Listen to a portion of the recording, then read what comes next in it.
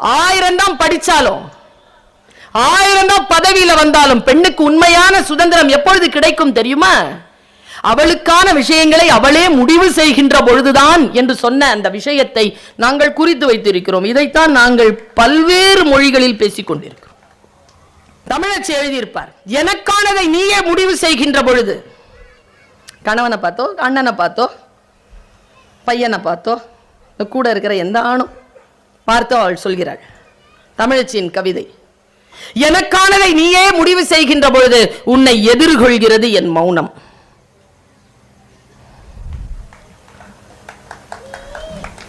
பிச்சைக்காரனின் போர்வையை எடுத்து போர்த்திக் கொள்ளுகின்ற ஒரு வழிபோக்கன் போல எனக்கானதை நீ முடிவு செய்கின்ற பொழுது உன்னை எதிர்கொள்கிறது என் மௌனம். பசித்து வந்த மகனுக்கு இலை போட்டு சோறு பரிமாறுகின்ற பொழுது அவன் பசியை பார்த்து நடுங்கிய தாயின் விரல்களை போல் எனக்கானதை நீயே முடிவு செய்கின்ற பொழுது உன்னை எதிர்கொள்கிறது என் மௌனம். இத்தனைக்கும் பிறகு இவ்வளவு சொல்லியும் எனக்கானதை நீயே முடிவு செய்கின்ற பொழுது ஒற்றை யானையின் கோபத்தோடு உன்னை எதிர்கொள்கிறது என் மௌனம் என்று எழுதியிருப்பார். எல்லா மௌனமும் சம்மதம் அல்ல. சில பேர் சைலண்டா இருக்கிறாங்கன்னா டேஞ்சர்னு அர்த்தம். இதுல ஆண்களுக்கு இந்த விஷயம் புரியறதே இல்லை. நான் எப்பவுமே சொல்றது, இப்ப நீங்க செய்யற தப்பு இப்ப வெளிப்படாது. அவ சைலண்டா பார்த்துட்டு இருப்பா. இந்த மாதிரி முத்து மலை ஒன்று வச்சிருக்கா, உள்ள ஒன்னொன்னா கோத்து வச்சிருப்பா. உனக்கு 65 70 ஆச்சுன்னு வச்சுக்கைய, ஒன்னொன்னா எடுத்து விடுப்பா. 65 வயசுல உன்னை கரம் பிடித்தேன் வாழ்க்கை ஒளிமயமா செல்லாது செல்லாது. 25 30 வயசுலயே சொல்லு. சாமி கும்பிடும் போது என்னன்னு கும்பிடுவீங்க?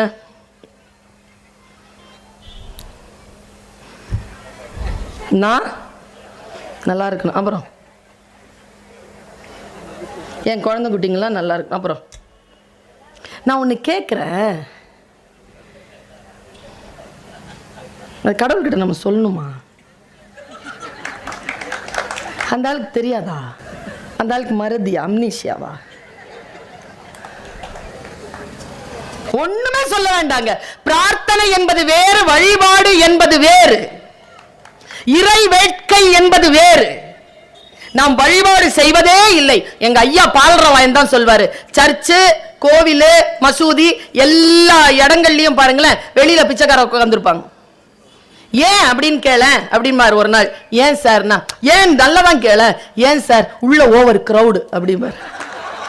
இது கொடு அது கொடு என்று பிச்சை கேட்பதற்கு பெயர் அல்ல பிரார்த்தனை, அதல்ல வழிபாடு. நீ சும்மா போய் ஒரு 2 நிமிஷம் அப்படி கண்ணை மூடி நின்னாலே போதும், அந்த பிரசன்ஸ் போதும். நமக்கு தெரிவதில்லையே எந்த விஷயங்கள் நமக்கு தெரிகிறது.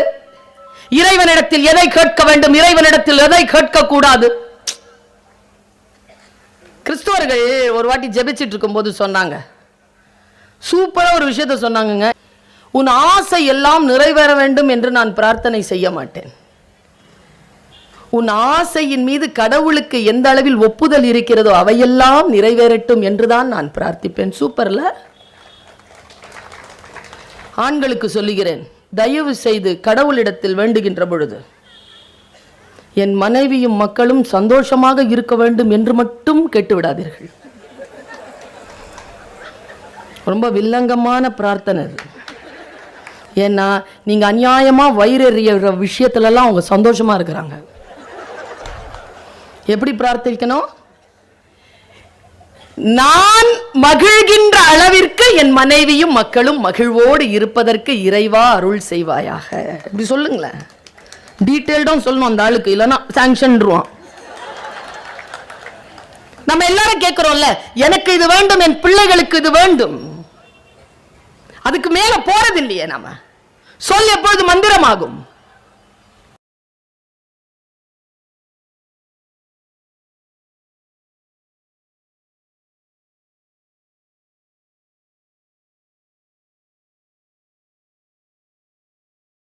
சொல் எப்பொழுது மந்திரமாகும்?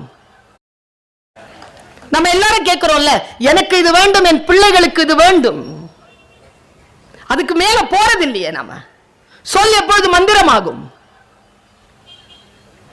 என் மீது இவர்களுக்கெல்லாம் நிறைய மரியாதை. ஏன் தெரியுமா? நான் இன்னைக்கு டிக்ளேர் பண்றேன், இதுவரைக்கும் நான் எனக்காக என்று எதுவுமே யாரிடத்திலும் கேட்டதில்லை.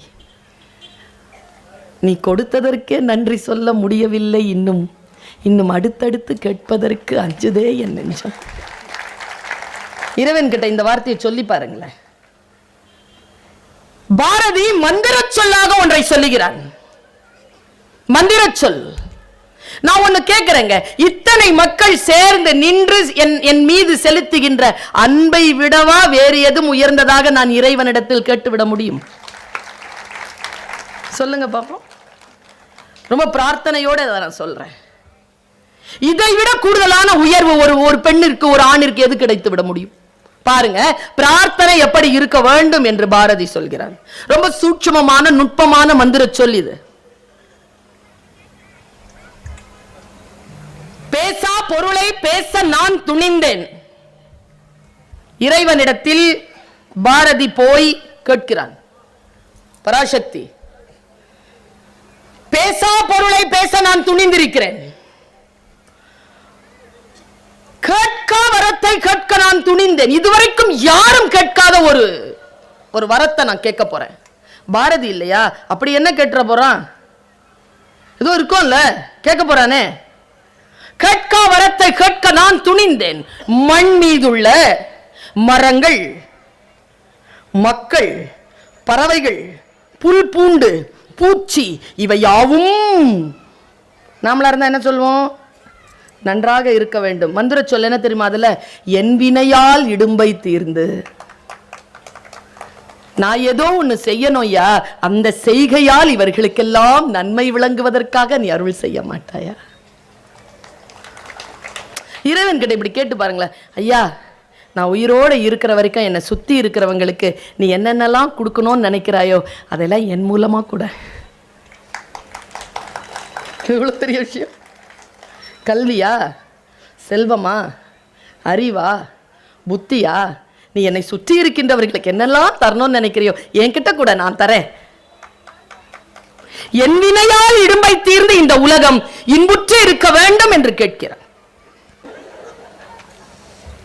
வாழ்க்கை சில விஷயங்களை நமக்கு முன்னால் போடுகின்ற பொழுது, அதை இளம் வயதிலேயே புரிந்து கொள்ளுகின்ற பொழுது வாழ்க்கை. ராம்கோ சிமெண்ட்ஸ் இருக்குல்ல, அதனுடைய அதிபர், அவர் தனக்கான வாழ்க்கை வரலாறை எழுதி அந்த முன்னுரையில ஒரு விஷயம் சொல்லி இருந்தாருங்க. ஒரு 10 நாளைக்கு முன்னால் அதை வாசிக்கக்கூடிய வாய்ப்பு எனக்கு கிடைத்தது. அவர் சொல்கிறார், இந்த உலகத்தில் இறைவன் நிறைய பேருக்கு உயிரை தந்து பிறப்பை தருகிறான். இறைவன் ஒரு படைப்பை படைக்கின்ற பொழுது ஒவ்வொரு படைப்பிற்கும் ஒரு நோக்கத்தை வைக்கிறான். இறைவனுடைய விருப்பம் என்ன என்றால் அந்த நோக்கத்தை நிறைவேறிவிட்டு அவன் தன்னை வந்து சேர வேண்டும் என்று. நம்மில் பலர் அந்த நோக்கத்தை ஈடேற்றுவதே இல்லை, செத்து போகிறோம். ஆனால் யார் வெற்றி பெறுகிறார்கள் என்றால், இறைவன் நமக்கு தந்திருக்கக்கூடிய இலக்கை இளமையிலேயே யார் புரிந்து கொள்கிறார்களோ அவர்கள்தான் காலத்தை ஜெயித்து இறைவனுடைய இலக்கை அடைகிறார்கள். அப்படி இளமையிலேயே தன் இலக்கை புரிந்து கொண்ட மிகச் சிலரில் நானும் ஒருவன் அப்படின்னு ஆரம்பிக்கிறார் அவர் அந்த விஷயத்தை.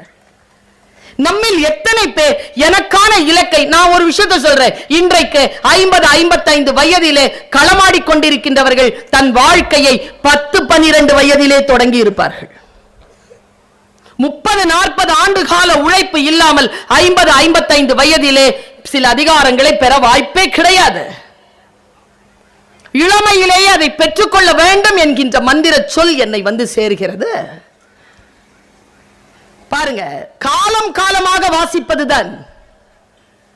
ஆனால் அதற்கான விளக்கம் இப்படியும் இருக்கிறதா என்கின்ற பொழுது நமக்கான வெளி திறக்கிறது. ஓ, இதை இப்படியும் பார்க்கலாமா? ஜெனரலா சொல்லிடுவாங்க, ஒரு வார்த்தை ஜெனரலா சொல்லிடுவாங்க. வயசானவங்களுக்கு இல்ல இந்த சொல், உனக்கு தான், புரிஞ்சுக்கோ. இந்த தாய் பேசுவது இப்பொழுது உனக்கு புரியாமல் இருக்கலாம், ஆனால் வாங்கி வச்சுக்கோ. விதைத்தவள் தூங்கலாம், விதைகள் தூங்காது. அது முளைக்கும். விளையாட்டா வாங்கி வச்சுக்கோ.